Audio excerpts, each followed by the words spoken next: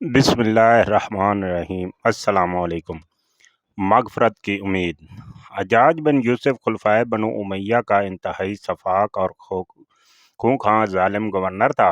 اس نے 1 لاکھ انسانوں کو اپنی تلوار سے قتل کیا، اور جو لوگ اس کے حکم سے قتل کیے گئے ان کو تو کوئی گن ہی نہ سکا۔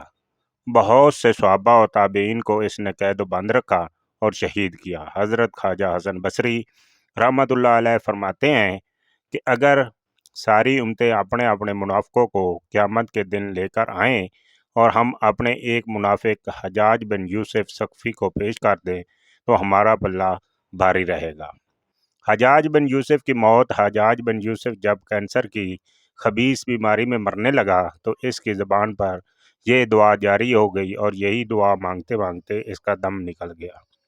دعا یہ تھی کہ اے اللہ، تیرے بندے بندیاں میرے بارے میں یہ کہتے ہیں کہ تو مجھے معاف نہیں کرے گا، مگر مجھے تجھ سے امید ہے کہ تو مجھے معاف فرما دے گا۔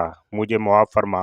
خلیفہ عادل حضرت عمر بن عبدالعزیز کو حجاج بن یوسف کی زبان سے مرتے وقت یہ دعا بہت اچھی لگی، اور ان کو حجاج کی موت پر رشک ہونے لگا۔